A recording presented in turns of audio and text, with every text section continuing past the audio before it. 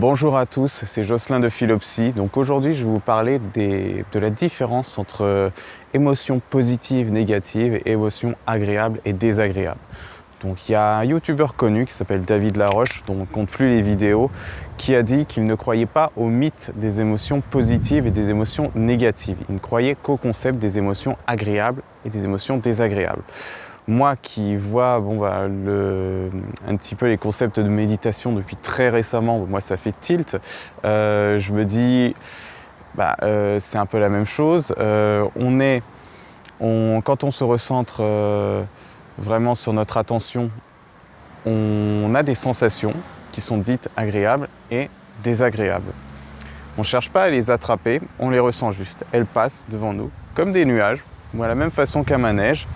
Et puis on prend du recul dessus.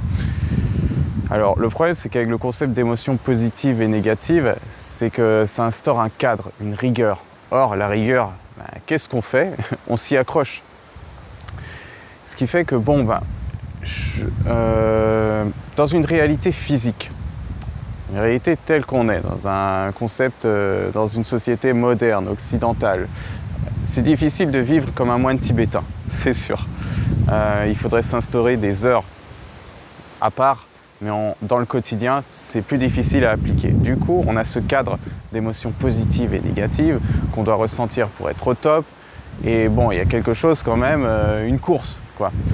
Donc, dans cette course, sont délaissées un peu les personnes qui ressentent des émotions négatives parce qu'elles sont déjà mises dans une case, cataloguées. Déjà, en plus de s'en sentir mal, elles vont se culpabiliser de ne pas ressentir les émotions positives comme elles le devraient. C'est contre-productif, c'est destructeur. Donc c'est pas comme ça qu'on va récupérer sa positivité.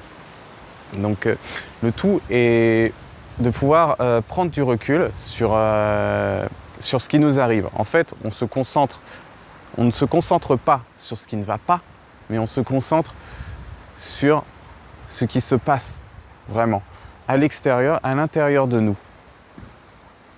C'est dans nos ressentis, qu'ils soient physiques ou intérieurs, qu'est-ce que ça nous fait? Et on reste là-dessus, vraiment. Parce qu'il y a toujours une petite voix intérieure qui parle beaucoup, qui juge, qui critique, qui parfois survalorise ou alors s'apitoie. Et cette petite voix-là, ce n'est pas nous. Je l'expliquerai dans une prochaine vidéo, mais ce n'est pas nous.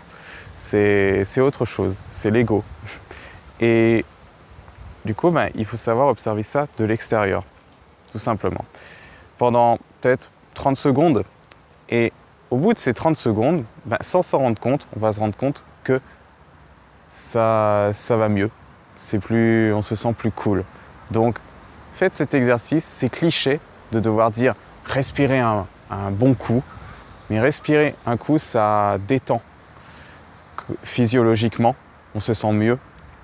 Et prendre du recul à ce moment-là sur ce qui se passe, ça nous permet justement de repartir du bon pied et arriver plus dans des émotions agréables.